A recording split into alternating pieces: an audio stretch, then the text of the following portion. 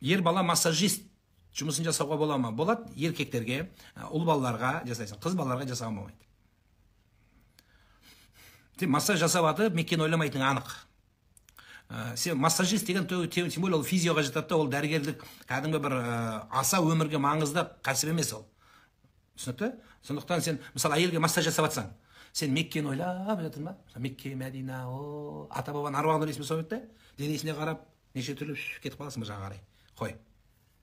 Қой жан. Даже отырма еркектерді массаж деген опасный болып қалды қазір. Күйеуіңізге көрсетпей арақ қойдыратын дәрі берсе, ол қатты ауырса күнә ма дейді. Өліп қалсашы өзде. Өлсеші ал. Сол кезде не болады? Мен жақсы ниетпен өлтірдім бірақ жақсы ниетпен. Жоқ, ондай болмайды жан. Адамды дуалап, сиқырлап, колдовать етіп, абракадабра деп, бір нәрсе қылып, ол жаңа кодировать етіп, зорлап сыртынан ішінен олай істеуге болмайды жан. Адам саналы түрде болыр. Мысалы, сонда укол болса, намаздың уколы. Бүйтіп қарап тұрып, күйеуің ұйықтап жатқанда сал жіберсең, сол ертесі күні намаз оқып кетсе, бола ма сол? Ла икраха фид-дин. Дінде зорлық жоқ. Даже сонда укол ойлап тапты дейікші, мысалы. Ғылым білім жетіп укол тапты. Алкашқа укол сал жібересің, сразу тұрады намаз оқып кетеді. Дұрыс бола ма не? Дұрыс болмайды ол. Адам неге осознанно, саналы түрде арағын қою керек, саналы түрде өзін жеңу керек, саналы түрде құлшылыққа келу керек. Мәселе осыда. Ұстаз інім үй салған, анасының алып келсе, келін кіргізбеді. Біздер ештеңе демедік, айырылысып кетпесін деп дейді. Неге келін виноват болады? Келін кіргізбеді дейсіз. Бұл жерде келіннің мықтылығы ма, жоқ сіздің балаңыздың, бауырыңыздың әлсіздік, дәрменсіздігі ма? Қалай? Неге келін? Біріншіден. Екіншіден, сіздердікі дұрыс. Сіздердікі дұрыс. Семья бұзылмасын деп, енді ажыратып алып, бір үйге таласып, соттасқан жақсы ма не?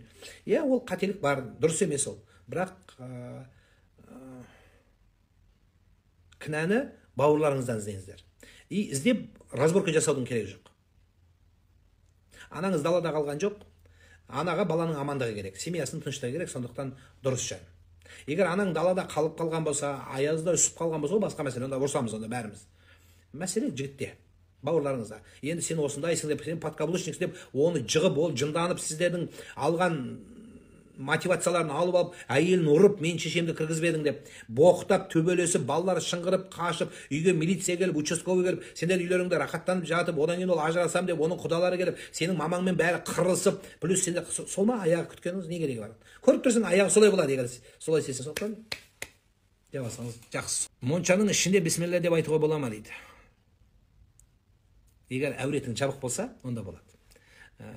Кірердің алдында айтып өзі. Моншаға кірердің алдында бүкіл аят, ясин, сүре, құран, бақара оқитын бәрін оқып ал. Бүкіл дұға, қалдабайт бәрін жасап аш. Сол моншаның ішіне кірді, тезірек кіріңді жуып, езініп, пилинг жасап, жақсылап партия етіп шығып кет болды. Содан шыққаннан шай ішіп отырып айта бер тағы да. Онда жақсы болады. Моншадан басқа жерде жоқ қой. Моншада бата беретіндер бар екен. Ана жастарға ойын, рахмет. Ана біреу тазалап қояды екен, тазалап қойса бата береді екен. Мынаның бәрі голый. Өз тұрба бата беретіндер бар екен. Қой, Құдай сақтасын, олай істеуге болмайды. Сәлеметсіз бе аға, жауап бере аласыз ба? Менен бір баламен сөйлесіп жүредім дейді.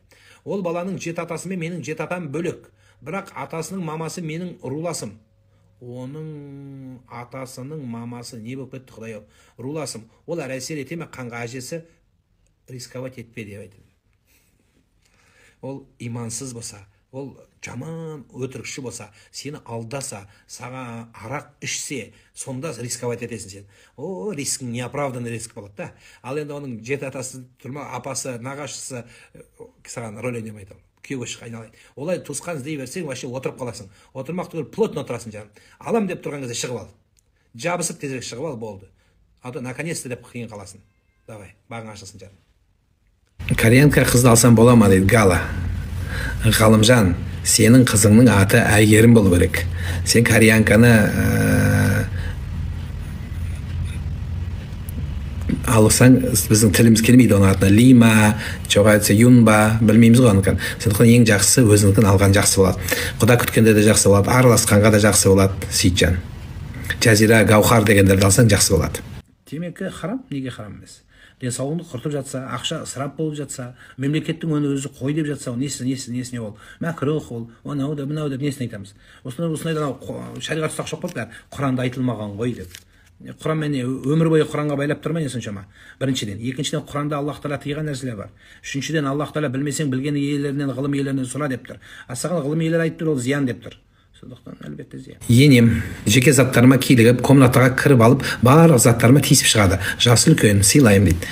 Сөйтіп енді андай бір құлтанатын шкаф қылды, құлтанатын личный заттарыңды тығып қой. Енді сондай болады, кейбір апалар, мамалар өзі командир болып сөйтеді. Сен де оны жай құлтап қой болды. Көрсетпей бір сейф сияқты бір нәрсені тығып қой болды. Жақсы болады сол. Бірақ айғайласпа, жамандама, ұрыспа, күліп қойып жүре бер. Взятка сұрап жатса не істеу керек? Ескерту керек, қой деу керек. Қоймаса антикорға өткізіп жібересің. Оларға да жұмыс, саған да жақсы болады. Қоғамымыз бір адамға тазаланады. Взятка сұраған адамның бәрін қамату керек. Кім болса болсын. Кім болса ол болсын. Жетім болады, балалары жылап қалады. Жылай берсін. Одним коррупционерім менше болады. Сондықтан көзін құртыңыздар болды. Аямаңыздар. Өйткені қоғамды солай тазаламасақ, мысалы, бәріміз 160-пен айдайтын едік машинаны. Мемлекетіміз камера қойып тастады. 2 рет штраф төлегеннен бүйтіп қалдық бармыз. Ойбай, болмайды екен, қой, 60-пен жүрейік деп. 100-ге емес 60-қа түсіресің камерадан. Біз Құдайдан қорықпасақ та камерадан қорқамыз қазір. Сол сияқты қатал заң адамды түзейді. Мемлекетті алдап жатырмыз, былай да алдап жатырмыз. Ол қоғам солай түзелу үшін іштей жеп бір-бірімізді жеп бітіп жатырмыз. Олай емес. Сондықтан пәре сұрады ма, заявление жазыңыз, қорқатын ештеңе жоқ. Алла үшін бір адамды құтқарасыз. Қоғамды сондай сасық, сондай пасық, сол жұмысқа лайықты болмаған, тұқымдарын араммен тамақ тойдырған адамдардан құтқарып бересіздер. Сауап болады. Әйелім родыға бірге кірсем болады ма дейді. Әйеліммен бірге родыға кірсем. Қазақстанда туып отқан сенің жалғыз әйелің болса да кірме. Жер бетінде планетада адам қалмай, сен өзің жалғыз әйелің екеуін қалсаң да кірме жаным. Әйелдің өзі босанатын әйелдер бар. Дәрігерлер бар. Партнерский родыға кіруге болмайды жаным, керек емес нәрсе. Егер ешкім жоқ болып, автобуста, пойызда жан қалмайды, онда босандыру керек болса, онда басқа мәселе, жәрдем бер. Ал енді басқа уақытта сен маман емессің, ол шыңғырып жатса, сен талып жатсың мына жақта, содан кейін қайсыңды құтқарамыз өзі. Сондықтан жаным керек жоқ. Тыныштық керек.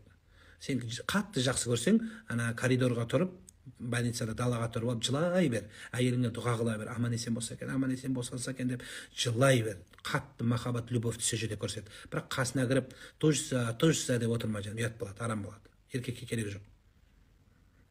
Саған керек жоқ дүние жаным. Алла бермеді ма еркекке толғатуды, значит адам оны еркек көтере алмайды. Еркекке керек жоқ. Еркектің өзі запор болғаны жетеді саған, сол проблема.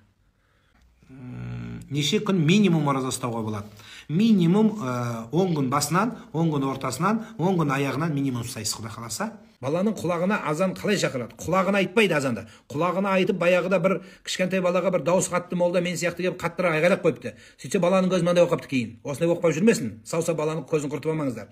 Құлағына айғайламайды. Құлағына айғайлап деп баяғы бір шал өлтіріп алған бір баланы. Жоқ, шыңғыртып. Олай істелмейді. Жәнде тұрып, жай айғайлаудың керегі жоқ. Жай Аллаху акбар деп азан айтады, болды. Вообще азан айтудың мағынасы не? Азан айтудың мағынасы баланы бірінші туа салған кезде бүйтіп жерге түскенде хоп деп тосып аласың да құлағына Аллаху акбар деп айтуда айтылады. Оны бір айдан кейін, бір жылдан кейін кеше бір 15-16 баланы өгіздей қылып алып келіпті, құлағына азан айтып берді. Ой, болды, азан бұған жүрмейді. Енді азан айтып, қазір намазға айтып, микрофонға қолыңды былай ұста, құлағыңды былай ұста, болды, бітті сонымен деді. Мәселе ол азанмен айту емес, мәселе азанмен өмір сүруде. Азанды қазанын айландыруда. Вот сол өмірге керек. Құр бастан жоқ азанды айттың, ана әйелін ұрып өлтіргендер, наркомандар, игромандар, лудаман, одан кейін жағы токсикомандар, педофилдер, барлығының құлағына азан айтылған. Не пайдадан? Значит, азанмен өмір сүрмеген. Номеріңді айт, жалмауыз дегендердің көбіне азан айтылған. Не пайда болады азаннан? Азаннан пайда жоқ болады, егер азанмен өмір сүрсе пайда болады. Азанмен өмір сүрмесе, былай кіреді, былай шығып кетеді. Еще кірсе жақсы, кірмеуі де мүмкін. Бірақ негізі азанды әкесі айтқаны жақсырақ болады. Таксист сүре тыңдап отырған водительмен дейді, боқтықты соққанын көргенмін дейді. Таксист сүре тыңдап. Енді адам ол, пенде жан. Сіз енді ол көргенде болды, мен мұсылман болмаймын демейсіз ғой. Бір молда мысалы бір нәрсе істеп қойса, ой, бұлардың бәрі мен мұсылман болмаймын демейсіз.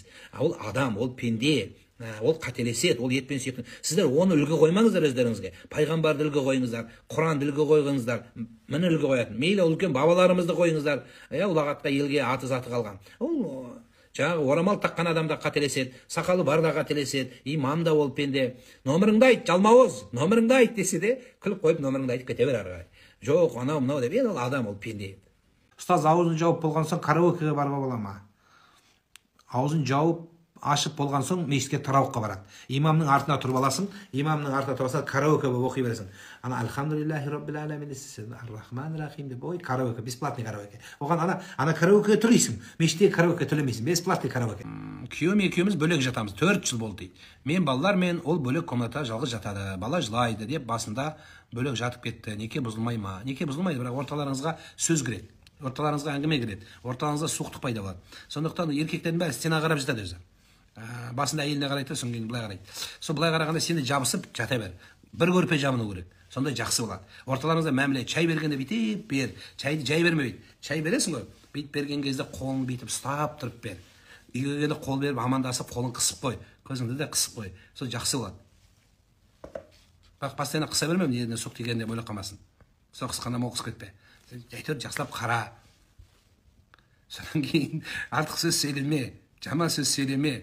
Күйеуіңді құрметтесең, ой, жақсы болады. Сонда сенің ардақты жарың болады. Сонда бөлек жатпайтын болады. Сенсіз тұра алмайтын болады. Қалтырап дірілдеп. Өткен өмірге күнде өкінемін, өлгім келеді дейді. Өткен өмірге деген өкініш алдағы өмірді түзетумен есептелінеді. Қол отырып алып қайғырып, жылап жасым өтіп кетті, мынауым өтіп кетті, махаббатым кетіп қалды, дүнием кетіп қалды деп өкіре бергеннен пайда жоқ. Адам өткен өмірге қашан өкініп, бүгінгі халінің қадірін білмегенде, бүгінгі күнін бағаламағанда, ертеңгіден үміті жоғалғанда үзіледі. Сондықтан бұл нәрсені кішкене ойланыңыз. Енді өлім ойланасың ба, ойланбайсың, бәрібір келетін дүние. Бірақ ғұламалар айтады, адамның көзінен жас шықпаса дейді, жүрегінің қатайып қатып қалғанын белгісі дейді.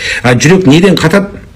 Ол өлімді ұмытқаннан ұмытады, яғни қатады. Бұл өмірде мәңгі өмір сүрген адам сияқты жүреді дейді. Адам өлімді неге ұмытады? Өйткені бұл дүниені тым қатты жақсы көреді. Ал енді бұл дүниені неге тым қатты жақсы көреді? Өйткені үмітті өте ұзақ қойғаннан. Осы мен өлмеймін, ой, бір пландарды құрып тастайды, 2030-2050-ге дейін. Оны Алла біледі. Сондықтан атамыз қазақ түскелік өмірің болса, сәскелік ризық жина деп бекер айтпаған. Демек, адамда план болу керек, бір жақсылық үміт қою керек, мақсат қою керек. Бірақ мақсатпенен ары қарай адамда әрекет болу керек. Тек қана жата бермеу. Сол сияқты отырып өкіне бергеннен, ой беле бергеннен сіз өзіңіз айтқандай пайда жоқ. Аға, неге әйелдің қадірі жоқ? Жоқ жаным, әйелдің қадірін Алла көтерген, пайғамбар көтерген. Олай айтпа жаным. Әйелдің қадірі шексіз. Бұл қадірін әйелдің өздері, көп әйелдер өздері кетіріп бітірді әберін.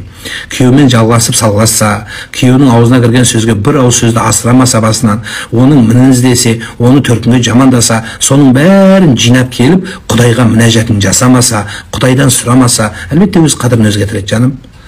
Әйелдің қадірін әл-жәннәту тахта ақдамил уммахати, жәннет ата-ананың аяғының астында деген. Әйелді құрметтелген, әйелді дәрежеленген жаным. Әйелді ешкім түсірмейді ботам. Әйел өз дәрежесін өзі көтерген. Алла оны көтеріп қойған ботам. Сен тек қана рычагты дұрыс ұстай алмайсың. Сөйлейтін нәрсені дұрыс ұстамай, айтатын нәрсені дұрыс жасай алмайсың жаным. Мына дұрыс есікті қаға алмайсың ботам. Сол есікті дұрыстап қақсаң, әйелдің қадірі төмен емес ешқашан. Әйел үшін, бір қыз үшін империялар құлаған, империялар тұрған жаным. Біз сондай халдеміз. Әр қазақтың қызы үшін, әр қазақтың қара көзі үшін тұрып беруге лайықтымыз. Бірақ та мәселе сол қыздың өзінде болып тұр жаным. Мен сізге бір оқиға айтып берейін. Бір жігіттермен шай ішіп отырмыз. Бір қазақтың қызын сүйрелеп, жаңағы аймалап, бір өзге ұлттың адамы солай жасап жатыр біздің көзімізше. Мен жақтырмағанды көрді де, жаңағы бір жігіт барып айтты. Сөйтіп еді, анау екі сөз айтсын, бәріміз қасына бардық. Неге бұлай жасап жатсың? Жаңағы қазақтың қызына неге бұлай жасап жатсың? Жаңағы мәселе жігітте болған жоқ, сенесіздер ме? Қыздың өзінде болды. Мен өзім білемін, жігітім нелерің бар деп бізге айғайлады. Сен қой кеттік деп, мына проблеманы келіннен іздеген кезде проблема өз баласында болыпты деген сөз бар ғой. Тура сол сияқты жаным. Тура сол сияқты. Проблеманы еркектерден іздемейміз. Проблеманы еркектерде түзететін еркектер көп. Дұрыс, ол жамандары да бар, бірақ әйелдерде де тәрбиелеу керек біз жаным. Біз көбінесе мына бір жақтық болып кетеміз. Мысалы, жаңа ғана министр баласын өлтірсе, әйелін, бүкіл еркек жаман болып кетті жер бетіне. Олай емес қой жаным. Қанша еркекпен бақытты болған адамдар бар. Міне өмір құрып жатқан адам бар. Ол адамның өзінде болады қателік. Мейлі еркегі болсын, әйелі болсын. Әйелдердің ішінде небір істер бар дейміз ғой, қазіргі тілмен түсінікті болсын айтайын. Сондайлар да бар. Қаншама жігіттер қиналып отқандар да бар, білеміз, не істейді. Бала үшін өмір сүргендері бар, амал жоқ. Әйел істемегенді істеп, көзіне шөп салып, басқа нәрсе істегендер жоқ па не? Тола ғой.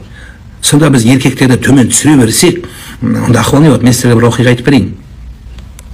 Бір кісі ер жігіт қайтыс болады, отағасы қайтыс болады. Әйелі күйеуінің костюмін жуып, төрге қойып қояды екен постоянно. Баратын кезде иығына жауып, күйеуінің костюмі болған сыртқы киімін үстіне жауып барады екен. Үйіне шығатын кезде балаларына айтады екен, үйленіп тұр ғой, балалар әкеңнің костюмын алып келді, әке өліп қойған баяғыда, сөйтсе балаларға әкеңнің киімін алып келіңдер деп айтады екен. Сонда не әке бар деген сөзді құрмет қылып кіргізе берген де жаным. Әке бар бұл үйде адам бар, отаға бар деген құрмет жасаған. Сол үшін жаным, еркектің де қадір қасиеті бар. Әртүрлі еркек бар, әртүрлі әйел бар жаным, әртүрлі бала бар. Сондай дүние. Келін қайнатасының іш киімін жууға міндетті ме дейді. Енді 85-ке келсе атаң, 60-ға 70-ге келген адам жуа алмаса, жаным-ау, алтыным-ау, енді сен қолыңмен жууға жиркенсең, стиральный машина бар шығар үйде. Стиральный машинамен жуу, ода тұрған ештеңе жоқ. Сен соның жасына жетесің ба? Жеткенде іш киімің қандай күйде болады? О кезде Құдай біледі. Сол кезде бүйтіп мәпелеп өсірген балаңның келіні қандай болып кездеседі, оны уақыт көрсетеді. Зекетті ініме берсем бола ма? Ауырып қалып еді, жұмысы жоқ дейді. Әлбетте, зекеттің өзі орны сол бауырыңызға беріңіздер. Өте жақсы сол. Бауырыңызбенен ортаны реттеу Алла Тағала Құранда ұлықтаған дүниенің біреуі.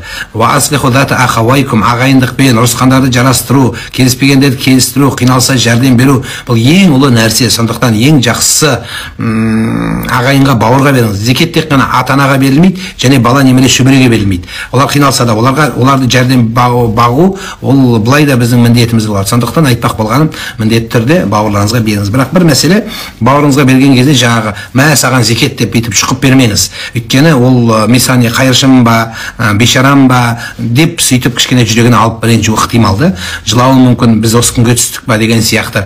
Ондай Асанбай Асқаров атамыздың интернатта қара нанды жебедім, бірақ оны қара екен демедім, аш кезіңде жегенің бір басқа, оның дәмін әлі ұмытпай келемін деп. Ердің басында кейде түйемен жүргенде елдің бәрі ассалаумағалейкум деп жанында жүреді. Bir күні еркек жаяу жүргенде елдің бәрі бұны алыс жүреді дейді. Сондықтан да сол сізден алған жәрдемі оның жүрегін езеді, былай да былай. Құдайым, неге мен осындай болып тұрмын деп десе де, демеу қылып беріңіз, жүрегін жалғап беріңіз. Сен де ел қатарындасың, Құдайға шүкір ел бар, жұрт бар, қазақ бар, біз бармыз деп бауырмашылықты көрсетіп беріңіз, сонда жақсы болады.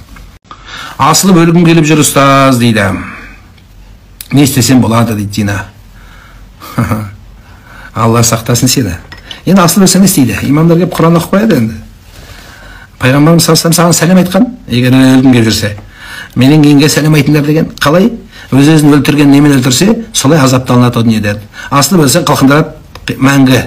Соған дайын болсаң, азап көргің десе, ол 100% болады, гарантия саған. Пешет қойып береміз керек болса. Сондықтан пайғамбарымыз айтқаннан кейін ол біз үшін дәлел. Сондықтан алтыным, ол жақсы емес. Сен өміріңді дұрыс жалғасаң, хайырлы болады. Егер басында проблема болса, Алла Тағала жақсы көргеннен сол проблеманы саған жіберді. Өзі адам есін жинап белін буу үшін құлау керек. Құлағанда ғана адам тұрады. Әйтпесе қазір мына тұрғанның қадірін білмейді көп адам. Адам құлау керек. Басына проблема келу керек. Сонда достардың бәрі қашады. Достардың бәрі қашады сенен. Сен дос деп жүргесің, подружка, махаббат деп жүргесің, біреуіне керек жоқсың сен. Сол кезде түсінесің, сонда кімге керек екенсің? Аллаға ғана керек екенсің. Сол үшін Алла адамға пендеге қиыншылық жібереді, сынақ жібереді. Сол сынақтан тұрып, орнынан көтеріл алтыным. Сонда Құдай жақсы болады саған. Жақсы көрген алтыным. Алла жақсы көреді сені. Аға, как правильно обращаться к қайын апаға? Қайнапаға, у каждой қайнапашки есть свой подход, свой имей код есть. У каждой қайнапа есть свой штрих-код. Обращайтесь по этому штрих-коду, сканируйте. Сперва надо, келин, когда приходит салам дает, некий беташар делает, вот тогда беташар делает, она вот так через эти платки сканирует всех. Так, это такая, это чуть нервная, по ней видно, она вот так, дерганая. У каждой есть свой штрих-код. Исходя из этих штрих-кодов, вы делаете обращение к ней. Если она чуть-чуть нервная, надо вам чуть преклониться. Если она наравне, тоже наравне надо обращаться. Там надо посмотреть по штрих-коду. У каждой есть свой код. Вот по этому коду надо обращаться.